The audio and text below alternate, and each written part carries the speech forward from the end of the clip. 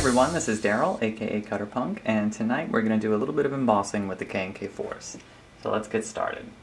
First thing we've got to do, of course, is put the embossing tool in the blade holder. So let's go ahead and do that.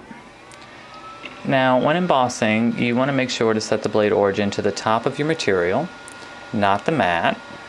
So I've done that. Let's screw this guy in. Now for my layer settings, I'm doing a single pass with a cutting depth of 130, a cutting speed of 40, an up speed of 40, a plunge speed of 40, and a lip speed of 20. Let's get the tool positioned over our material so we can get started. Now also when embossing, you don't want your pinch wheel assemblies touching the material you're working with.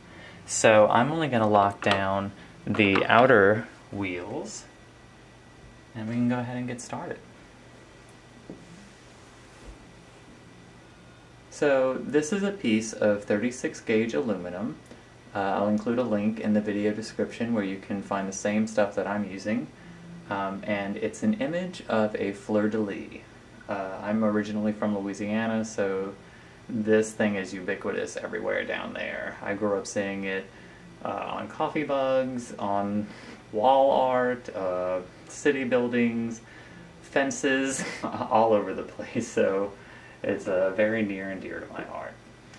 This particular image I downloaded from the nounproject.com, which is a great resource for SVGs. They're generally used for web design, but it's a huge repository. I think there are over 100,000 different icons, as they call them, uploaded there from all sorts of different designers and different styles.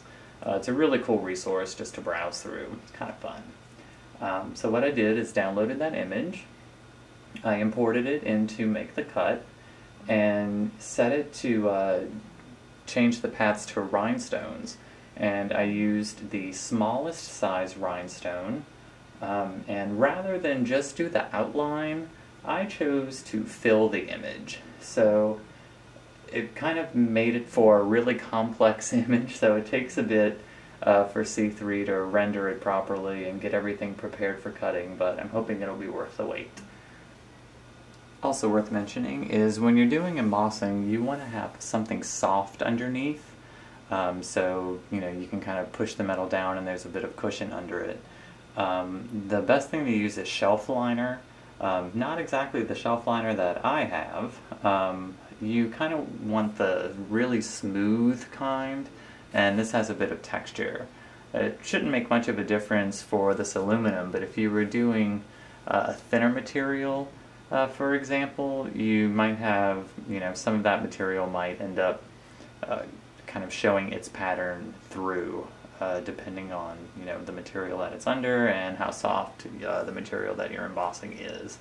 So there's a link I'll also include in the video description for a really great shelf liner that's even a bit thicker than this, and it's completely smooth. And here we go.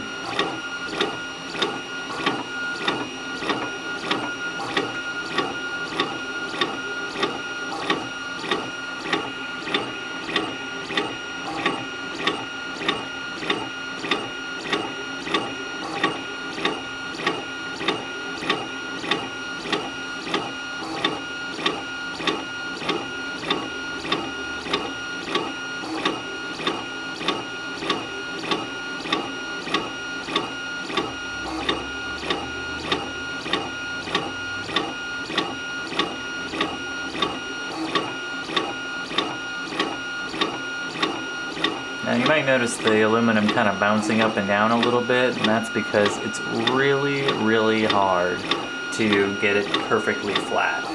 I rolled a brayer over it a whole bunch of times and made it better, but one side always lifts up no matter what. So I put a little bit of tape on each of the corners just to hold it in place and give it a little bit more stability.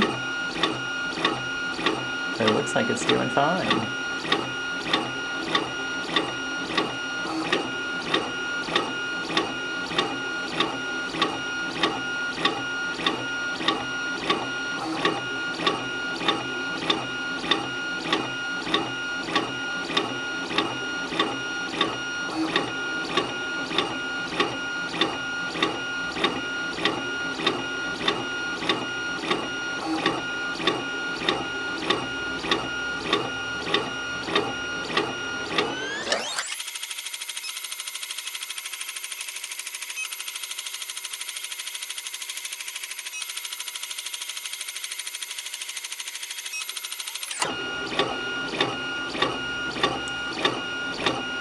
See if we can move my camera over just a little bit so you can maybe get a better angle of what it's doing.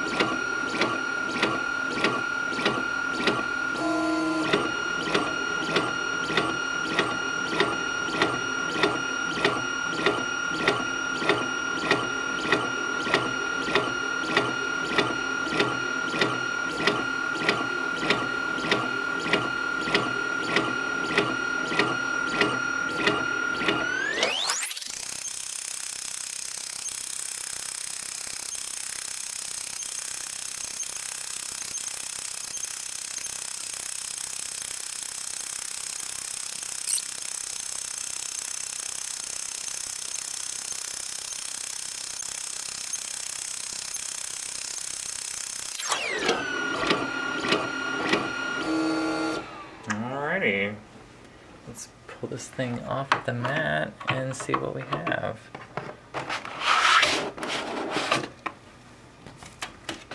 Let's see, and I don't know if you can really see that in this light, but let me actually shine a little bit of light over here. Put some light on the subject, as it were. There we go. Pretty neat, huh? So that's the side we did, and if we flip it over, you can kind of see the other side. I'll include some pictures too so you can get a better idea, but that's embossing on the KNK Force. Hope you enjoyed.